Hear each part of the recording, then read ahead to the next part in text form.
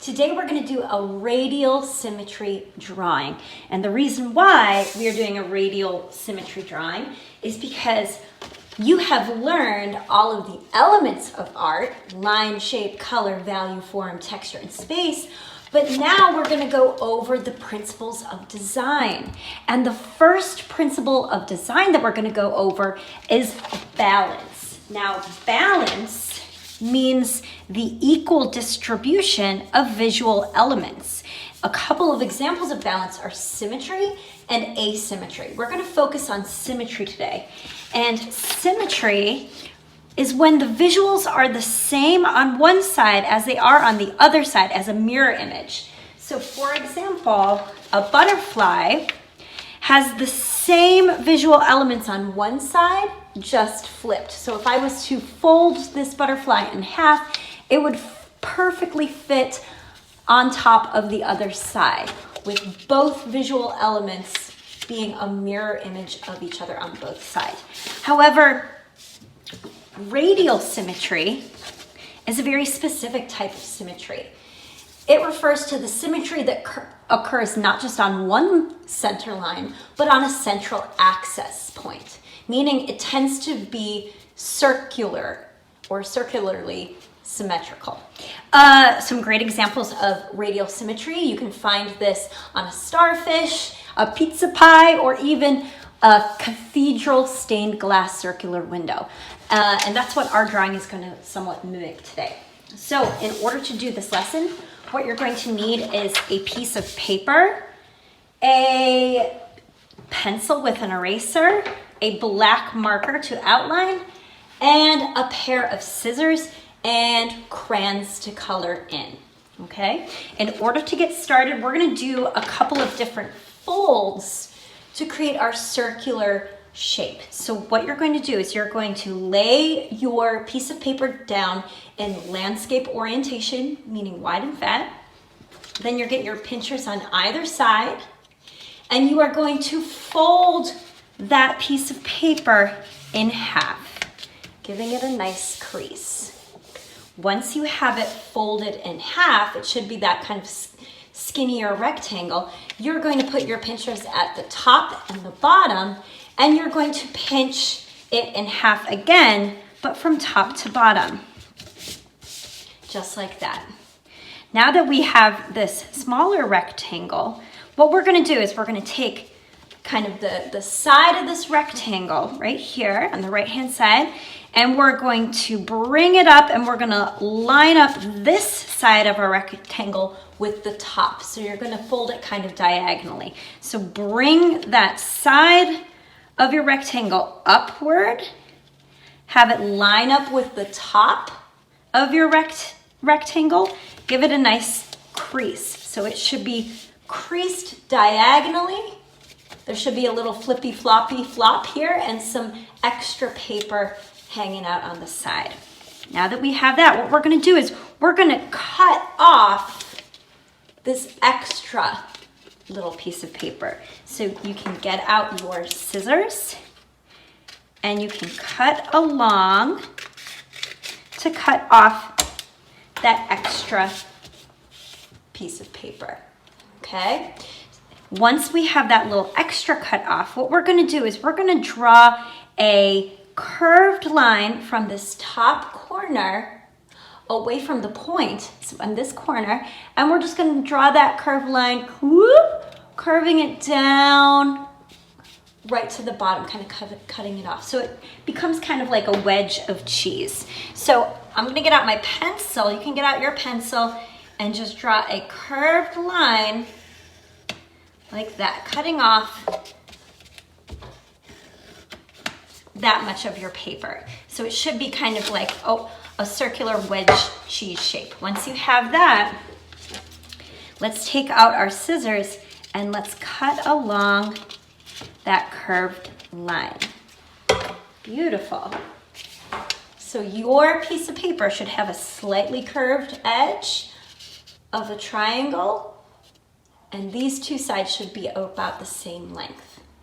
Okay, once you have that, let's open it back up and Wow, look, it turned into a circle. Now, if your circle has a couple of bumps and is not a perfect circle, that's okay. As long as it's somewhat circular, we're good. All right, so now you can see the circle has been divided into smaller triangular wedges. About 4 on top and 4 on bottom, 8 wedges altogether. Okay, we're gonna use those wedges to create a design, and then whatever design we put in one edge, we're gonna continue to make the same design in all the rest of the wedges.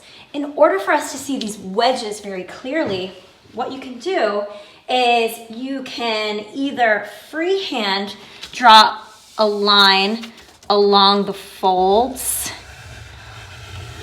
or if you'd rather use a ruler, you can also use a ruler to help you line up your lines along the folds to draw your lines. But you don't need to. If you just want to freehand it, that's okay too. But we're going to just draw our lines so that we can see those little wedges very easily. And like I said before, what we're going to do, your goal, is whatever design you put in one triangular wedge, you're going to repeat that design in all the other ones. So in order to get started, I might make, say, I'll start with this wedge. Maybe I'll make a just curved rainbow line towards the bottom. Because I made that curved rainbow line towards the bottom, I'm going to do the exact same thing in the exact same position for my next wedge, then the wedge after that, then the wedge after that, and the wedge after that, and the next one, and the next one, and the last one, until all my wedges have the same design inside of them. And I'm going to start from the bottom and go towards the edge. So maybe I'll try to think of some other element that I want to add. Now, you do not have to put the exact shapes that I'm putting. You can come up with your own shapes, but I recommend starting from the bottom, doing one design in one wedge and repeating it as you go along to make it easier. So for example, maybe I'll want a teardrop shape about that big for my next design. Instead of going on and doing all my other designs, I'm gonna just repeat this teardrop design before I design anything else. So I'm gonna go around and I'm trying to create the exact same sized teardrop shape in the exact same position as I did my first one. If it's not totally exact, remember, it's okay as long as you try to make it as similar as possible. Awesome. Okay, from there on, remember, you can choose your own designs, but maybe I'll choose now to go along the top edges and create, let's just do a curved line. The simpler your designs are, the easier it will be to replicate these designs. If you start making very complicated designs, then it's going to be harder for you to do that same design in every wedge. So keep your lines and shapes very simple in your designs. Okay, now that I have that, maybe I'll do just a long curved line from one edge to the next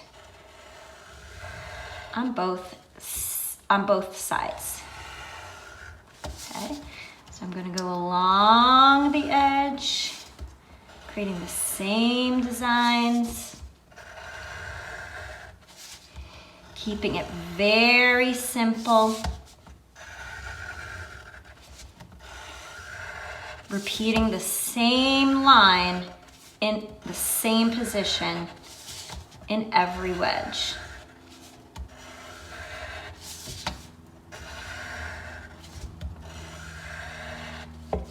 And my last one. Okay, so I still have some space, so maybe I'll just, again, do some simple shape that can be easily replicated in every single wedge. And maybe I'll do one last simple shape. Again, your shapes and your lines can be different from mine. You do not have to do the same designs, but make sure that you are repeating the same shape in every wedge. All right, now that I've drawn all of my designs, it is now time for me to outline. So what you're going to do is once you've drawn all your designs and it goes all the way around, repeating in every single one of these 8 wedges, you can take out your black marker and outline all your lines. I'm gonna go into warp speed to show you how I outline.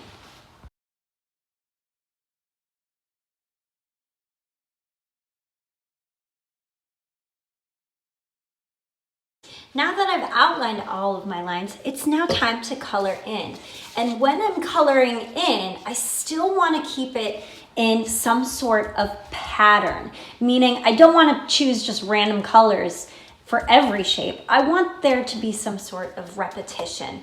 So either you can keep every shape that you've created the same color all the way around in each wedge, or you can do an A-B pattern, meaning it switches from one to the next, but then going back to your original color, then back to that second original color. A, B, A, B, A, B. So it really depends on how you want to color it in. You can color it in with whatever colors you want to, but try to maintain that sort of repetition. So either every specific design has a specific color, or an A, B pattern when you're coloring in. I'm gonna go into warp speed to show you how I color in this one.